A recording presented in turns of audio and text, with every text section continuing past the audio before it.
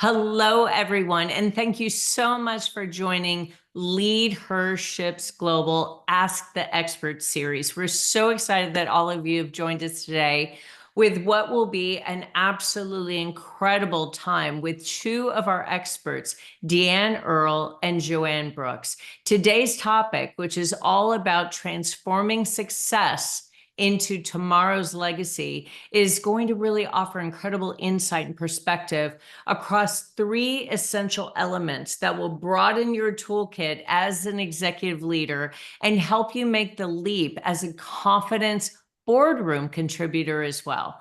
We are going to provide strategies that will help build confidence while staying authentic, build credibility with a degree of self-awareness, and demonstrate competence while having an impact. So today, all of you are in for such a treat because you're going to learn how to proactively plan your path forward. You're going to be able to define and achieve success, uncover hidden value within your business, and we're going to talk about actionable insights that you can use today to start crafting key strategies that not only ensure a smooth transition at every single stage of your business and at each stage of your leadership, but it will also amplify your business's impact and legacy. So get ready and prepare to navigate the complexities of leadership of a growing and thriving business, now with confidence to leave a truly lasting legacy.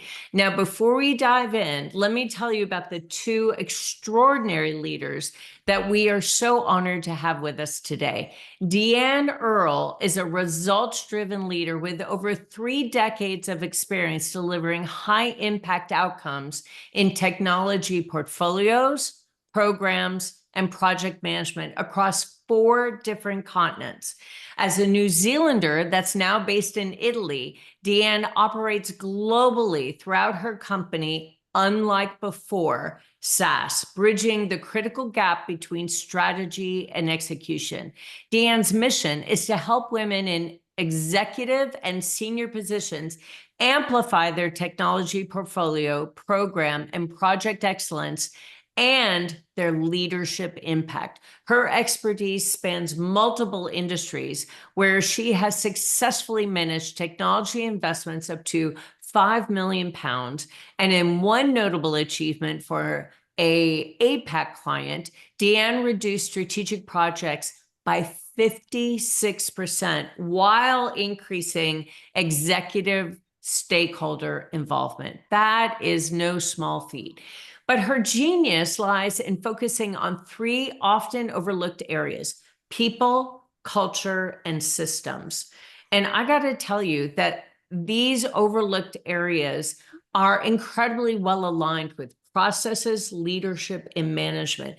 This kind of comprehensive approach ensures increased productivity, improved goal achievement, and enhanced performance that's aligned with the client's vision. A recognized thought leader, Deanne has spoken at incredibly prestigious events such as the IRM UK Technology Leaders Conference, and she's contributed to industry publications, including the PMO Competency Framework and the Gower Handbook of People and Project Management.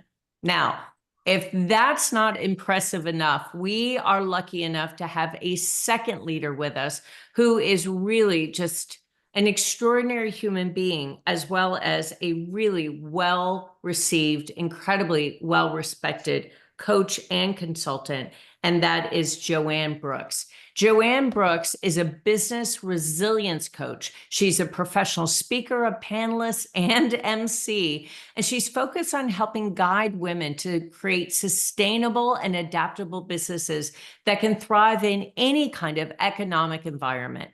Throughout her career, Joanne has founded over, get this, 17 companies, one of which has achieved a $30 million turnover in just 24 months.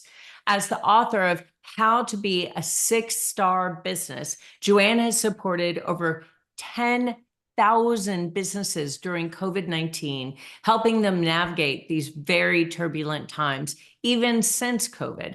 Joanne's received the 2023 Women's Impact Award from the Women's Network Australia and serves as an ambassador for the WNA in leadership. Additionally, Joanne holds the role of ambassador for the Small Business Association of Australia, and her mission is to reduce the high failure rates among female-owned businesses globally by sharing insights and strategies to help women achieve lasting success. Joanne's approach involves reconnecting personal passions with business objectives, allowing women to lower their exhausting facades and embrace true potential. Joanne is passionate about empowering female business owners to align their personal growth with their business success, enabling them to scale their enterprises on their own terms. With over 2 decades of entrepreneurial experience,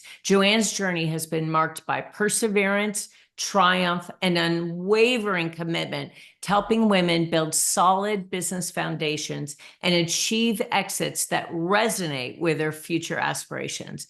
Man, is that impressive or what? I am so incredibly honored that both of you have joined us, Joanne and Deanne. So to begin with, tell us a little bit about your journey and what's led you to have such passion around helping women leaders transform today's success into tomorrow's legacy.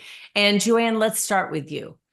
Yeah, well, thank you so much. It's a beautiful introduction. You know, my journey, as you said, started a few decades ago, and there's been lots of great success and lots of not so great success, right? And there's been lots of learning as a result of that.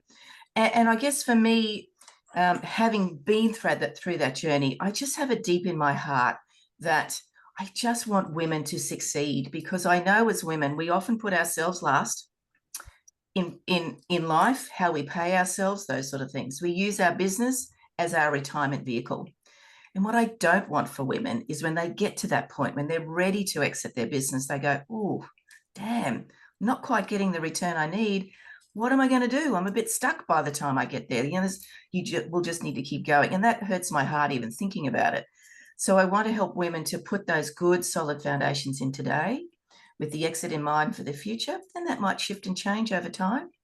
But once they get there, they go, damn, I did a good job. And now I'm ready to move on. That's what I want for women. So it's just it's ingrained in me. Thank you. I love that, Joanne. That is just beautiful. And Deanne, what about you? Tell us a little bit about your journey and what's led you to have such passion around helping leaders transform today's success into tomorrow's legacy. Well, first of all, I'd like to say thank you, Linda, for inviting me and to share the stage with Joanne so that we can offer our insights and perspectives to the Leadership Global membership. And it's a great pleasure to be here with both of you and to everybody listening. So my quest for making an impact in the world of business and investments in technology began way back in the 1980s. And it actually triggered when a middle manager patted me on the head and told me my job was to do as they said. And of course, that didn't go down very well. So like Joanne, I've dealt with burnout, hit that glass ceiling more than once, and worked harder, faster, and longer than many of my colleagues to prove my worth all over the world with lots of different organizations. And I finally broke free of the corporate world at the end of 2004 to launch Unlike Before. And I chose Unlike Before as my company name because once I work with an organization or in a program or with a senior leader, and they take advantage of my intensive interventions in their projects and programs and project organizations, they will never be like they were before. So it's a real transformation activity of my being involved. And my experience has shown me what does and doesn't work in leadership and in management, especially given my experience of being patted on the head like a good little girl. And that's helped crystallize my mission to really help women in executive and senior positions amplify not only the work that they're doing, but their role and their expertise, their excellence, and their leadership impact, and be part of a level playing field. So that's really what drives me. That's amazing. Thank you so much, Dan. That was beautifully said. Now, we've talked about the fact that one of the most important series of decisions that you'll make as a business owner or founder is how to seamlessly move between the early startup phase of your business to a well-managed stage of exponential growth. And we know that many businesses actually fail when they move between early startup into a period of extraordinary growth. So what are a few of the essential elements that will help broaden the toolkits of executive leaders as they expand their impact, perhaps as their business begins to experience growth or scale, or perhaps as they expand their impact as a boardroom contributor or maybe as a business investor? So Tian, let's start with you. Okay, so I will focus on more the being a confident boardroom contributor, and elevating your level of confidence and expertise and things with governance bodies more than the other part. I think Joanne will talk, has a lot of good insights to the other part of the question. So typically with governance boards and governance bodies, leaders really want to actively contribute. They want to have impact or influence issues and outcomes. They want to shape discussions and gain respect. And they want to ensure alignment with not only what they're doing, but with where the organization is going. And that's really critical in a boardroom and with a governance board or governance body. Yet more often than not, they're worrying that they're actually too quiet, or that they're overwhelmed or not operating at the appropriate level. They don't necessarily get governance and the different levels of governance in an organization. And perhaps they might even make contributions that aren't quite on the money. They might be a little bit off the mark. So we all want to feel safe and in control and in the comfort zone, but to really develop, we have to push beyond that and into that zone where we're a little bit fearful, but we need to learn and grow beyond that. So when a leader is responsible for a large program of work or a technology investment or something like that, and they need to interact with a governing body, from my perspective, there are really three essential elements that help them expand their impact. And that's confidence is one, because the mind is everything and what you think you will become. Credibility, in today's landscape, it's not about who you know, it's about who knows you and therefore what you know and how you can help other people. And competence. So there's a great quote around competence from someone who's called Matthew Ferrara, and he's a philosopher, speaker, photographer, and a writer. And he says, to create value, we must learn how to bring important things into sharp focus against a noisy background. So to have competence is to be able to bring those things into sharp focus. And that's not just something that photographers will do. It's something that all leaders must learn eventually. So that quote really sticks with me around competence. And amongst all of the noise that's going on, we really have to focus sharply on the stuff that really matters and move away or isolate the noise around us so that we can really provide be effective leaders and have the impact that we so want to have in the organizations that we work for and with. Oh my gosh, Dan, that was so incredibly powerful. What an astute observation. I love how you just gave so much actionable insight for executive leaders that want to expand their impact, whether they're moving into a boardroom position or they're moving into an investor position. The three areas of development for those leaders that you mentioned are just fundamental. They're essential. So thank you. Thank you so much for that incredible insight. Joanne, I'd love your perspective of how businesses and business leaders can seamlessly move between the stages of business, whether that's an early startup phase into a growth phase or growth into scale. How do they begin to well manage a stage of exponential growth in their business? And what are a few of the essential elements that will help them as they continue to grow and scale their business? Yeah, that's a great question. And yes, Deanne, wow, what a lot of great information. Thank you.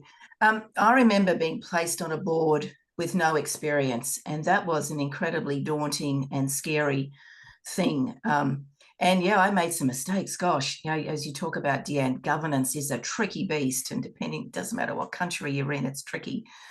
But the things that I learned along the way, and one of the things that served me incredibly well in this, and if I reference the business that I grew at a ridiculous pace over 24 months, what was my saving grace was having what I call an advisory board around me. And I literally spoke about this yesterday, and I feel this is relevant even for micro and small businesses. You should never do business alone. And as you build and grow and scale, you need to have that support mechanism. The people are going to hold you accountable, the people that are going to check you, and you can brainstorm ideas and all those sort of things. So first and foremost, for building and growing a business, you must have people surround you that serve you well, that you can interact with, that you like, know, and trust, that you respect their point of view.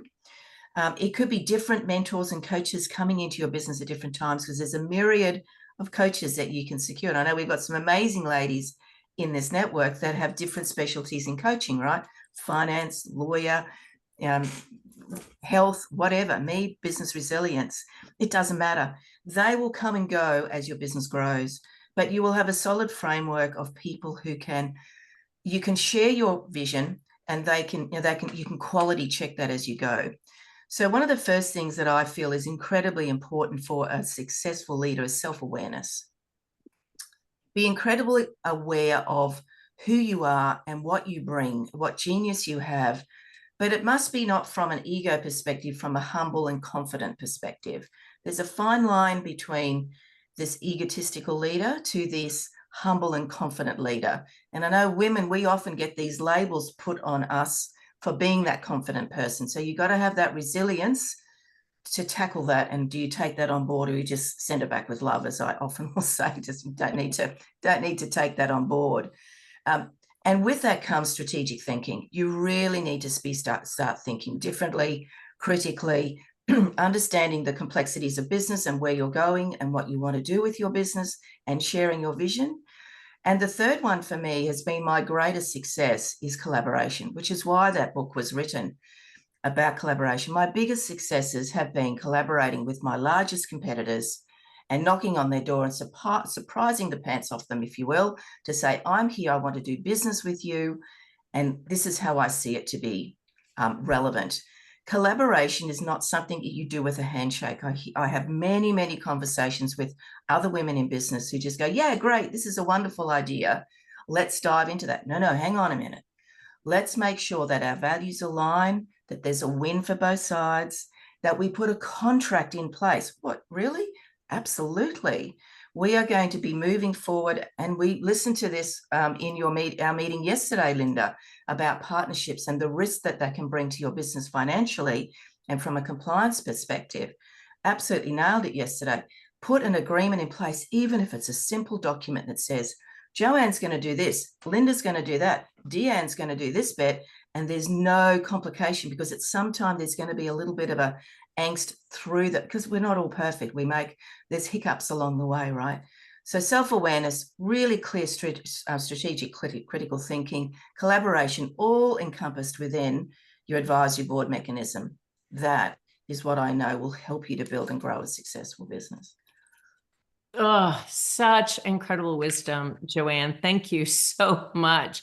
And you are absolutely one of the most adept collaborators I've ever seen. You are incredible at creating joint ventures, partnerships, collaborations, and it's always with the best intention, but it's also structured properly for the benefit of both partners. So thank you. Thank you so much for that wisdom. Now, for both of you, we know that certainly in the US, we're going through a period of significant change with an election coming up, but we're seeing significant change on a global basis.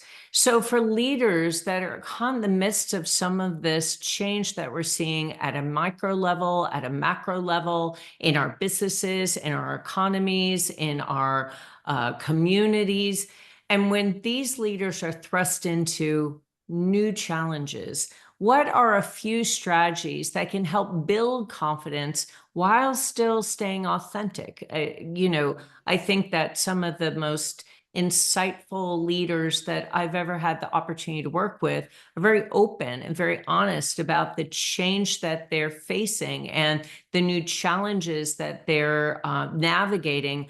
So they're honest about that, but they still exude confidence. They still exude a sense of vision. So how can a leader build that kind of credibility, that sort of confidence with self-awareness and demonstrate competence while still having an impact? So Deanne, let's start with you. Okay, well, big question, and so many different possibilities depending on the situation and the individuals, involved. But what I'm going to do is continue to focus on those leaders that who may be struggling when interacting with governing bodies as they steward their technology investments and their programs of work, because misalignment of your program and what you're investing in and what you're trying to achieve against your organization strategy and vision can happen really easily. So that misalignment can occur very easily and very quickly. So I've got some key strategies that in my experience will help with that alignment, and also hopefully, and often is the case that I've seen, reduce the struggle a little bit. So make that path a little bit easier to navigate.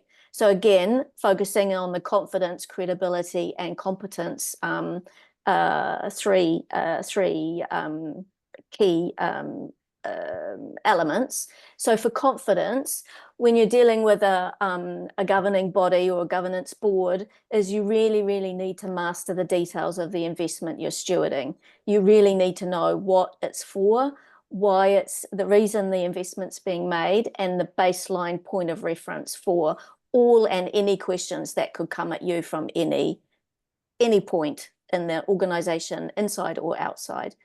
So that's one thing under confidence. Secondly, you really need to educate yourself on your governance your company's governance framework.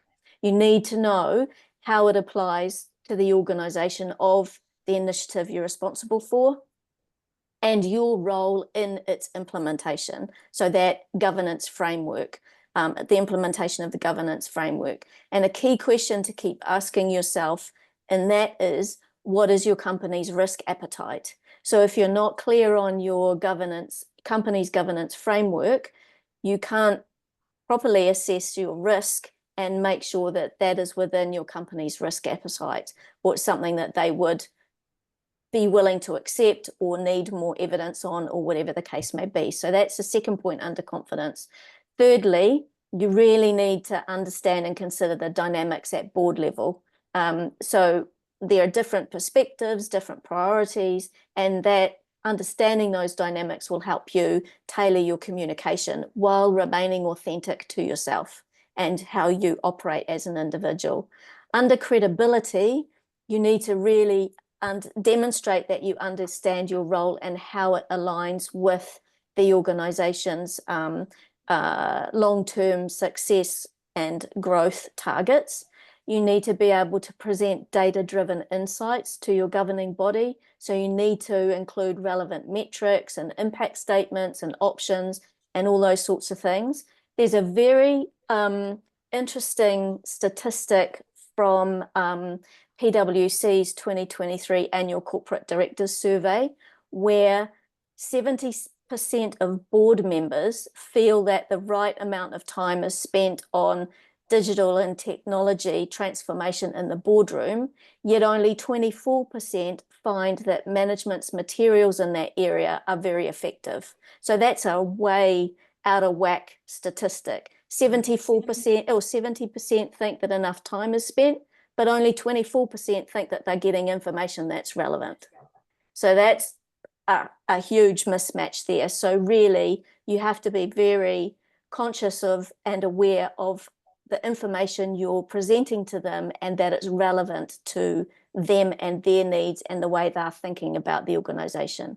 And thirdly, under credibility, is to build personal rapport with each board member, so you can foster trust and make your interactions more effective. And lastly, under competence, you need to be able to anticipate and address concerns. You need to be able to develop cross-functional knowledge, so not just your part in the organization, but what's going on around you, how your part impacts others and how they impact you, because no area in an organization is a silo or an island. So you really understand those, because then you can recognize interdependencies and help navigate decisions and things like that. And lastly, if you're not sure, then you really need to clarify your role and the lane that you need to operate in.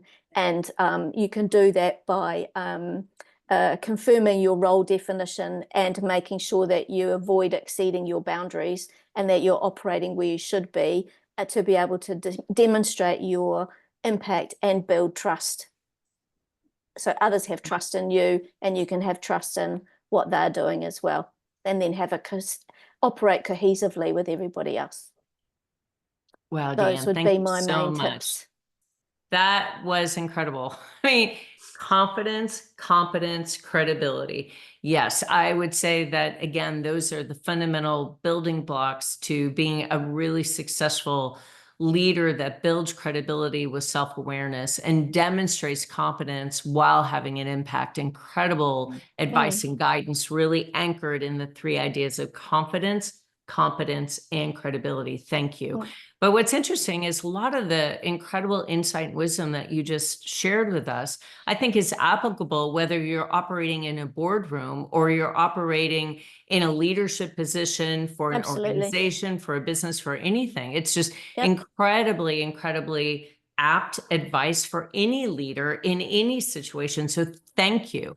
So Joanne, I'm going to hop over to you and really ask you a similar kind of question. Again, I feel like right now, a lot of leaders have certainly told me, and you see it all over social media and in the news, we're in the midst of significant change, whether that change is socioeconomic or the proliferation of AI or new mergers and acquisitions. And these leaders are thrust into new changes daily. So what are a few strategies that leaders can implement to build confidence while staying authentic and navigating this incredible time of change? Yeah, and great question again, Deanne. Wow, what an abundance of knowledge you have. I think the one statement I'd like to make is, regardless of where we are at any given time, change is a constant in business. It doesn't matter whether it's COVID, whether it's an election, and we've got elections in my local area as well, and government just stops and decisions stop, and you just have to wait for those elections to transpire. So change is a constant. So we just need to keep bear that in mind. I think for leaders, it's really tapping into what is the vision for the business? Where is this business going to go? And don't keep it to yourself. Like I over the years have always shared with my team. I've used it as a tool for recruitment with suppliers, with collaboration. This is where my business is going. And here I've loved the one-page business plan. So show the one-page business plan. This gives those people a sense of that you have a vision, that you've got a process in place, and that you understand where you're going to take this business. So transparency and resilience, as you said, Linda, transparency is key. And it's not necessarily sharing with your team where you're anxious and all those sort of things. No, it's saying, this is where we're going, and we know that change is going to come and shift. So one of the key tools that I've used over the years, which has really helped with my own self-awareness, but also to bring my team with me. Now, the team, let's define that first. Could be the people you employ, could be your contractors, could be your suppliers. Have them involved.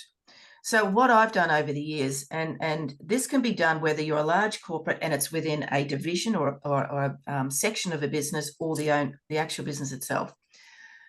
Bring the team together, and you literally shut the business for a day. You literally do that.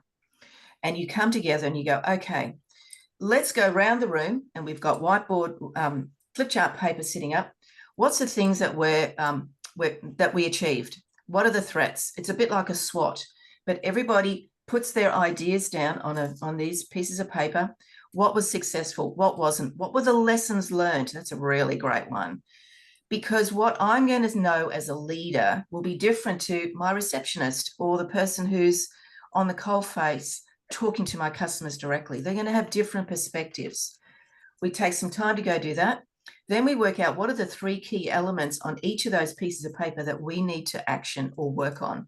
That creates your framework for the next 3 months of your strategic plan. Take into account all what's going on around in change in your business and what you're being exposed to. So getting there, what I found, getting the team involved in that, even developing your values, is you have them coming along with you on that journey. They feel valued. I love the book from Robin Sharma, The Leader with No Title. And I implement that constantly. I value my receptionist's perspective just as much as I do my chief operating officer, because we have different perspectives and you have just as much credibility and right to tell me and to share with me or the team what's going well, what's not. Because what doesn't work is when a leader says, we're going to do it this way from, lead from the top down, without listening to, but that won't work. Fundamentally, Joanne, that won't work because of this reason, because of what I do in my day-to-day. And leaders don't always listen to that piece of advice. And the last little bit that I used to love doing when I had a team, if somebody was away, I would pop myself into their job. Now, not everybody can do that, but you get a clear perspective of what's going on in the day-to-day and how those interactions are happening, what's going in your business, and then you can make some really well-informed decisions as change comes along. So that's my little tips. Oh, so brilliant. Thank you so much. And Joanne, you really began to begin inching into the conversation about proactively planning too. So a lot of your incredibly astute observations, your recommendations, your insight was about working with the team on a proactive plan forward, right? So I want to dive into that a little bit because you began to hint at that in your response. So how can leaders proactively plan their path forward? Well, how can they begin the process of defining success and then uncovering the hidden value in their business? And it could be, as you suggested, someone on the front line who has insight from customer, someone in the reception area that's listening to conversation of customers or vendors or clients. So how do you begin to uncover the hidden value of your business? How do you begin the process of defining success and proactively planning the path forward? So Deanne, I'm going to hop over to you first. Okay, so Joanne's insights around strategizing and strategic planning and everything are incredible, as always, and absolutely relevant and on the money. So mine are more about the execution then of those activities and initiatives that help the business deliver on that strategic plan.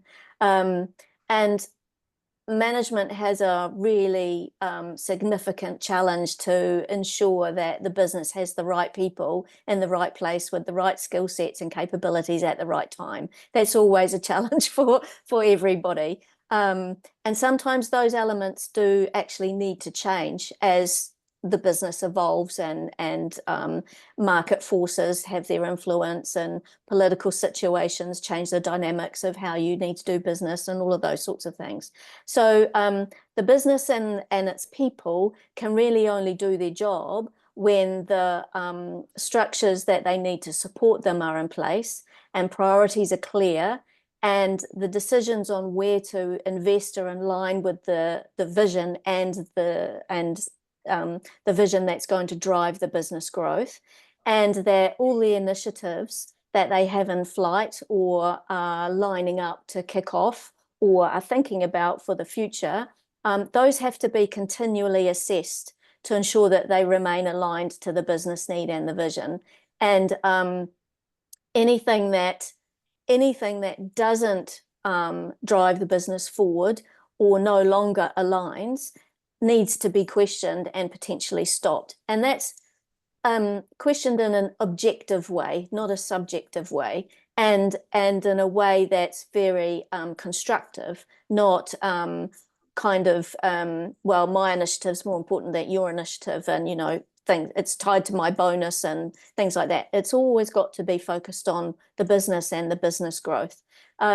And that's all really great at the start, but when, as I say, things are in flight, some different decisions might need to be taken. And some of those decisions can be really, really difficult. But leaders are able to be or need to be proactive here as well by taking almost a step back to conduct the assessment, to objectively then investigate and move forward. And they need to understand, you know, conflicting expectations. They need to have great clarity of the future state and vision, what the desires are, what they determine the payoff to be, what's the tangible value, intangible value, opportunity costs, all of those kinds of things. And from that information, leaders are then able to reprioritize areas of focus. They're able to establish a really good actionable roadmap of work. They're able to take informed decisions to stop pieces of work, to either write off or reallocate funding, particularly with investments that are no longer serving the strategy and business need, or will take too long to do so, and then redirect those investments. Sometimes initiatives can be in trouble, sometimes they may no longer be relevant, some might continue to be relevant after they're tweaked or reset. But that assessment process is really critical to then determine the roadmap to help move things forward and keep driving the business towards the vision and achieving the growth that they need. That's great, Dan. Thank you so much. So Joanne, I'm going to hop over to you and ask a similar question. How can leaders proactively plan their path forward? How can they begin the process of defining success and then actually explore and discover some of the hidden value drivers of their business? Yeah, great question.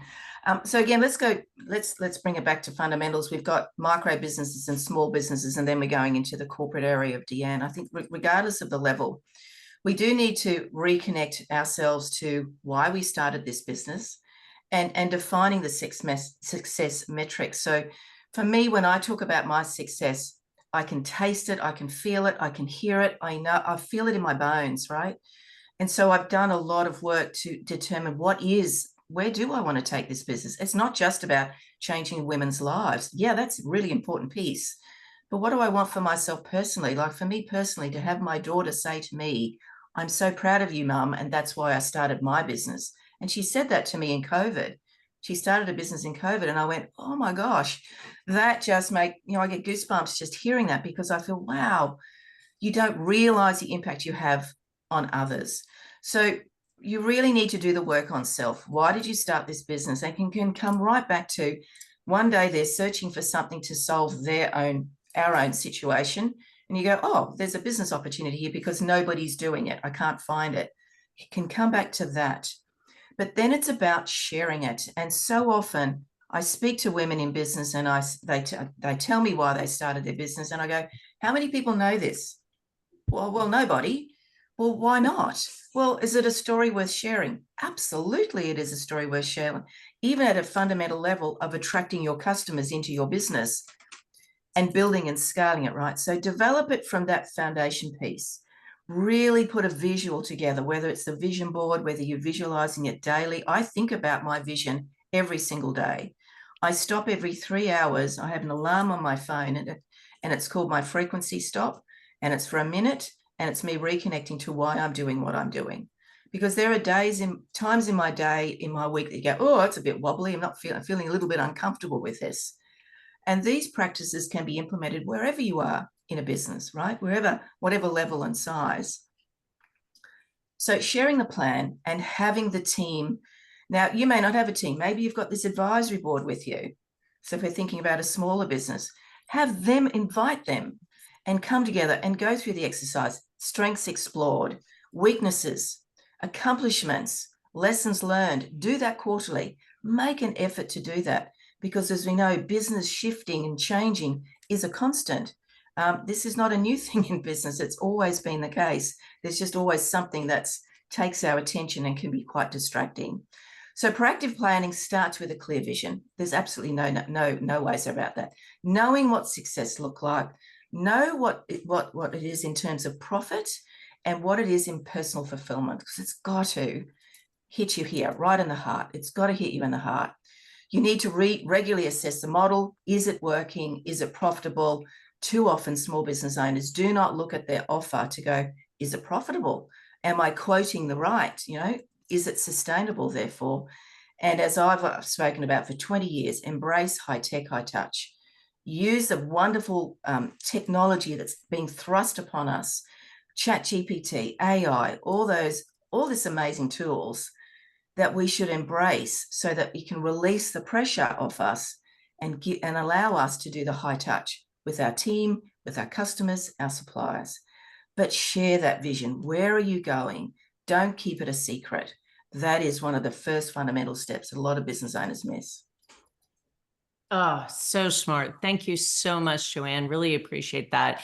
And again, I would say that the insights that both of you have shared with us are so applicable to businesses of all sizes, leaders across all industries, whether you're starting to enter into a new phase of your business, you've stepped into a boardroom, you are moving into an entirely new industry.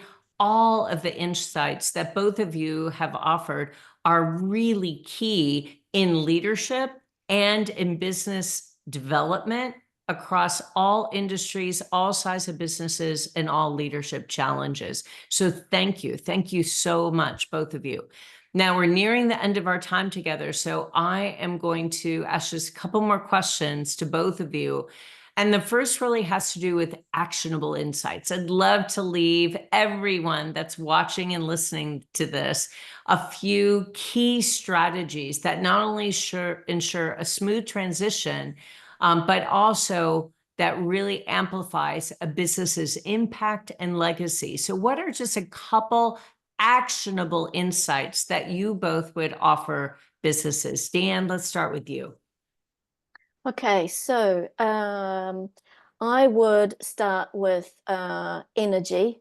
People feel it, it emanates from you, and it creates ripple effects amongst your team and clients and vendors and anyone you come into contact with. It could be as simple as, if you're in a physical office with other people, or even in your own home office, wherever you are, it could be as simple as where you position your desk. It could be if you have your desk in the middle of the room, people come in the door, they see chairs and a desk and you behind it, that can block energy. I've had an experience where I immediately moved my desk against a wall so I could see who came in the door beside me and had chairs beside me, but the room was open, and I had people actually comment about the energy change as soon as I did that. The energy was flowing through the room. I think it's also important to understand the difference between leadership and management. They are two different things. Use leadership to inspire the shared vision and mobilize people towards common purpose and cultivate an environment of trust and empowerment and all of those sorts of things. And use management for streamlining your processes and resources, achieving objectives, meeting organizational goals, having clear roles and responsibilities, all those sorts of things. They are two different things, and you can switch between one and the other instantaneously, but they are different.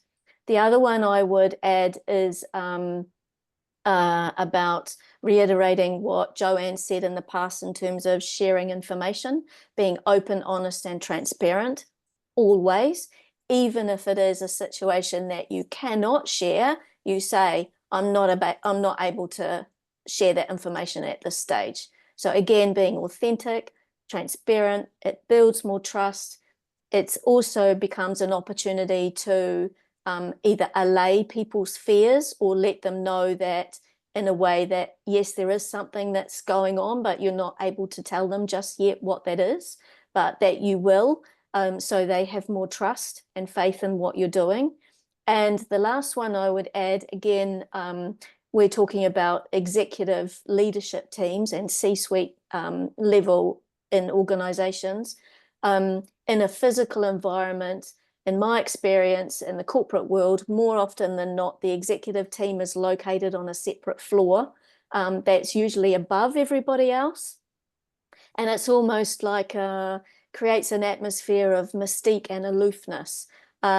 Sometimes people feel intimidated when they go up there.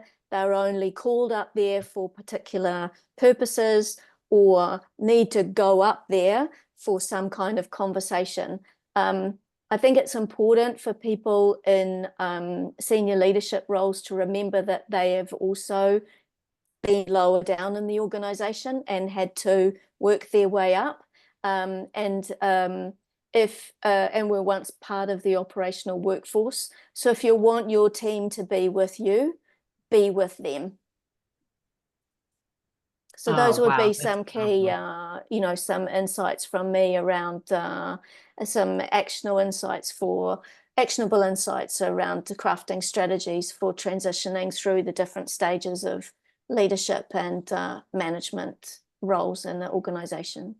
And I love that last really memorable line that you just dropped, which was, if you want your team to be with you, to support your mission and vision, you need to be with them.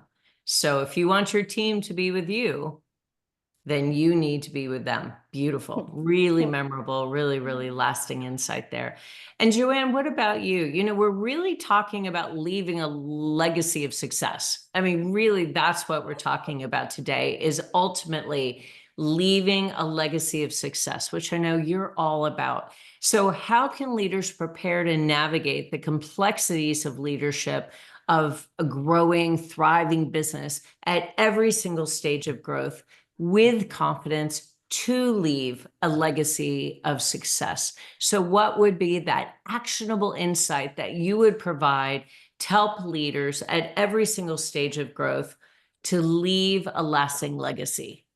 Yeah, thank you. And again, Deanne, wow. So one of the things that I know about leadership and building a business is you have to work with self first. So as a leader, recognize that your learning has not stopped once you think you've arrived, right? It hasn't stopped. Continue to learn, whether it's reading books, listening to podcasts, being part of an amazing network, and turning up. So that's a big piece. Turn up for your business, turn up for your team. So Deanne, your last point about being with the team, one of the things that I did just, I did it because I felt that it was a good thing to do. I would walk down all the floors and I would say hello to every single person every morning. You do not realize the impact that that has on a business. And really quick share, when I liquidated my company, the day that I did that, my team I announced it to the team. It was a really tough day, went back to my office, and this leader came up to me, gave me a card. He said, "We bought this for you yesterday, Joanne. Had no idea what you were announcing today. And we gave it to you because," and it does make me upset. He said to me, "We felt that you needed our support. So here's a card." And we felt we still needed to give it to you.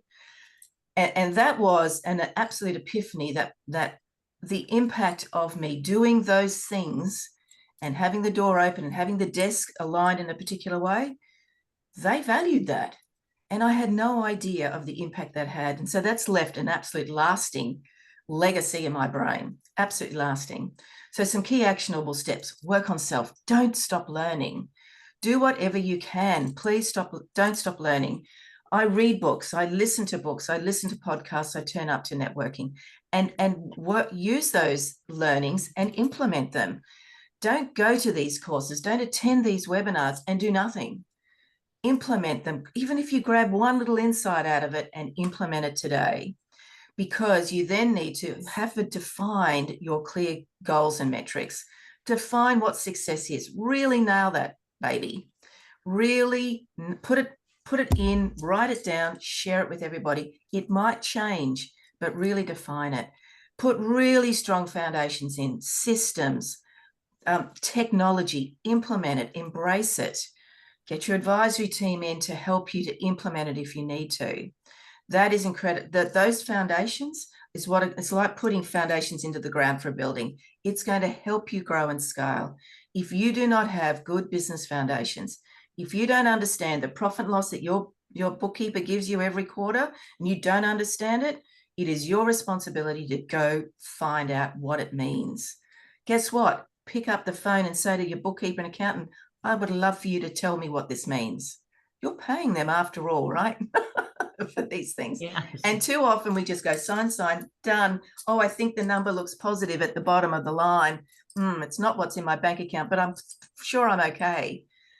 That I hear that often, that they don't understand the numbers that they're being presented with, because your financial statements will tell you a story. I've got a background in commercial finance. I can look at a set of financials and I can tell you precisely what's going on in your business. You need to be able to do that so that you can adapt your strategy if something's not working or something is. You've got to be able to look at these things. So to develop those skills and to build a lasting legacy, create opportunities for others. Collaborate. It will come back to you tenfold, 100-fold, but do it authentically with a win-win for one another. And, if we're not sure how to do the collaboration, there's an amazing network here that there's lots of people can help you to understand how to do that. Wow, Joanne, that was so powerful. And of course, I am cheering you on with every single point you make, because those are a lot of the pieces of advice and guidance that we provide at Leadership Global too. So, I mean, golly, I cannot believe our alignment. Thank you so much for really providing such incredible wisdom and actionable advice about how to take that next step to create a legacy of success, to leave a true lasting legacy of the business that you're building. That's great. We only have a couple of minutes left, so I'm going to ask both of you our final question for all Ask the Experts. What is the best leadership advice that you've ever received? So Dan, I'd love to hear from you first. The best leadership advice you've ever received. Okay, so the best leadership advice I've ever received was from the chairman of a software services company I worked for in New Zealand. And at the time I had P&L responsibility for a business unit of over 30 people across 2 sites. I was busy, head down, bum up, establishing a cohesive team of really extremely talented individuals who needed to provide top quality consulting and technical expertise to our clients. One day he came into my office and he said to me, Deanne, you're doing a great job. I thought, oh, that's good, excellent, thank you very much. But he hadn't finished. He said, even though you're flat out and you're really, really busy and you're doing such a great job, don't forget to lift your head every so often. Lift your head up every so often above the parapet. Have a look around you, watch and observe, see what's going on, and learn how the dynamics function in the organization. Not just this one, wherever you go next, learn how the dynamics function and how best to work with them, those dynamics. Now, I refer to that simply as having a well-developed and well-tuned antenna.